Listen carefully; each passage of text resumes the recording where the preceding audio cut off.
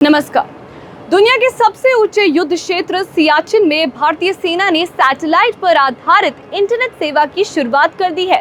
Indian army की fire and fury Corp ने tweet कर बताया कि 19,061 फीट की ऊंचाई पर दुनिया की सबसे ऊंची बैटलफील्ड में satellite based internet service activate की जा चुकी है।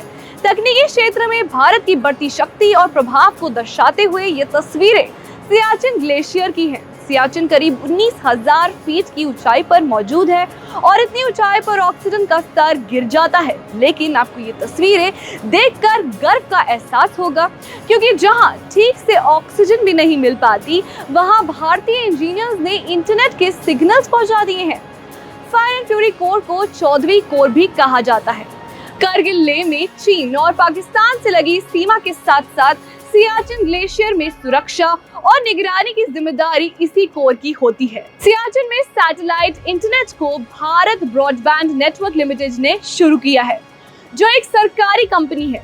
इसी के ऊपर भारत के नेट प्रोजेक्ट की भी जिम्मेदारी है, जिसके तहत दुर्गम इलाकों में स्थित करीब 7,000 ग्राम पंचायतों में सैटेलाइट आधारित इंटरनेट सुविधा पहुंचनी है। सियाचिन एक बेहद दुर्गम इलाका है।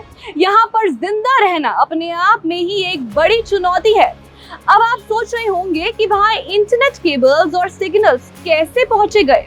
ऐसे में जान लीजिए कि ये सैटेलाइट बेस्ड इंटरनेट सर्विस है, यानी इसे किसी मोबाइल टावर या ऑप्टिकल फाइबर केबल की जरूरत नहीं होती है। सैटेलाइट इंटरनेट में इंटरनेट सर्विस प्रोवाइडर यानी ISP अंतरिक्ष में चक्कर लगा रहे सैटेलाइट को डेटा सिग्नल भेजता है और बाद में सैटेलाइट वही सिग्नल्स पृथ्वी पर वापस भेज देता है, जहां एक एंटीना इन सिग्नल्स को रिसीव करता है और इन्हीं सिग्नल्स की मदद से हम इंटरनेट का इस्तेमाल कर पाते हैं। और सियाचिन के लिए भी इन तकनीक का इस्तेमाल किया जा रहा है, क्योंकि सियाचिन ग्लेशियर भारत पाकिस्तान सीमा के पास करीब 78 किलोमीटर के इलाके में फैल रहा है और इसमें एक तरफ पाकिस्तान है और दूसरी तरफ अक्साई क्षेत्र।